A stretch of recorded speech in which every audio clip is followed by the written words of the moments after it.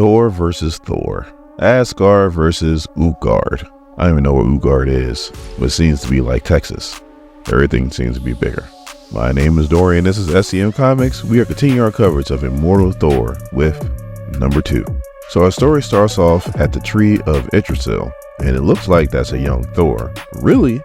That's a young Odin. And this is the famous moment where he gives up his right eye for wisdom and knowledge. And typically that's the end of the story. But now they actually show what happens next. The tree goes, yes, this is the lesson. This is the palpable. The story always changes. The meanings always remain. There is always a sacrifice. There is always a cost, poor son. For the winter to end, for the spring to come again, you have made your sacrifice, poor son. And in time to come, your children will make theirs. So now we cut to New York and the Battle of the Thors. And our Utgard Thor is very talkative all of a sudden.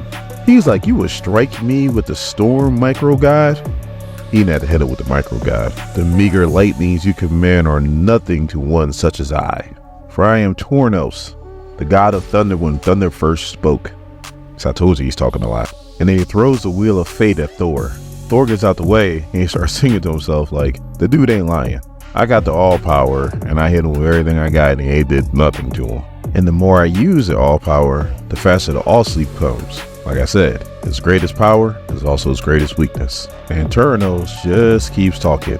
He goes, the wheel turns for Midgard, Thor, but first it must turn for you, for the time of small gods is over. So Thor knows that he's in some deep trouble and he can't overpower this dude, so he's going to have to use some of that wisdom that Odin was talking about. So he figures out a plan and he goes, hear me, TORANOS, elder god though you may be, but I am Thor, Skyfather, who is Midgard's own son. And when I tell the sky of earth to open, open it shall. So a single lightning strike comes down. It's pretty big. And TORANOS looks a little bit worried, but then he turns around with a smile and goes, ha! The god of Ants sends down a single lightning strike against me and can't even hit me with it. So then Thor goes, before you start talking best at my expense, old god, you might want to turn around.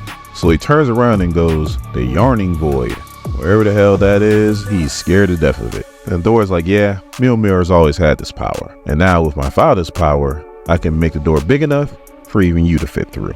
So then Thor starts summoning all this wind, and even though he's getting hit with all this wind, the dude is still hanging on, and he gets to the point to where he's almost able to grab Thor, and Thor hits him one more time with the all power and sends him into the void. So he seals the void and he's like, all right, that battle's over. But he's like, but that kind of guy, he's going to figure out a way to get out, and he's going to make his way back here, and he's going to try to deal with me.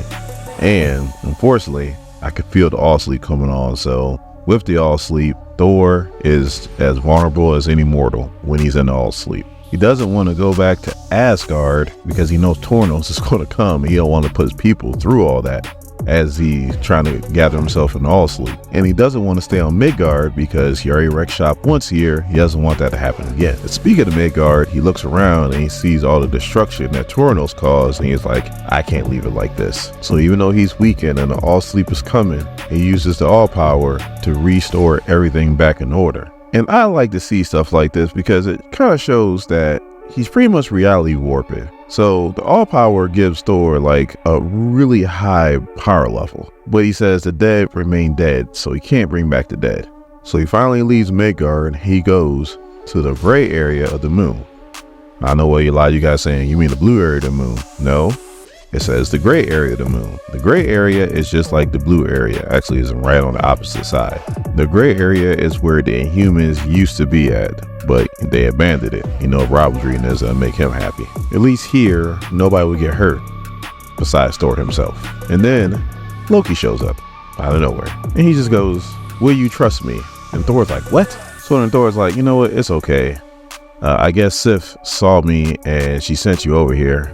And he goes, no, she didn't. And he's like, but how the hell you know I was here? So Loki's like, she's a guardian of the Rainbow Bridge, not the babysitter of the Odin son. So Thor's like, not even your sharp words can cut through this fog of the all sleep. This ancient guy came seeking my life on Midgard, and I had to use the Odin force to stop him, and now the all sleep setting in. But Loki's like, Thor, you need to answer the question. Do you trust me? Thor's like, when the trickster asks for trust, it often means trouble. So then Loki's like, this is important. You must answer the question and must be right. Do you trust me as a loyal subject of Asgard? And Thor is like, yes, I trust your loyalty. So Loki's like, good, that's good. Will you trust me as your sibling who loves you? So Thor's like, yes, I trust you.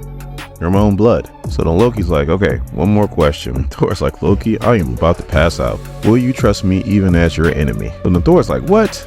And he thinks to himself, and he raises his head with a smile and goes, yes, Loki, I trust you even as my enemy. Do what you must and do what you do. And then Loki transforms and goes, greetings, Thor. It's been a long time, hasn't it? And Thor's like, a long time. And if that time has come again, then so it must go. I fought one war today and exhausted myself in fighting it. I do not have the energy for mercy, Loki. So I ask you once, as your enemy, as your brother, and as your king, do you trust yourself? Is this a wise course? And Loki goes, we'll find out.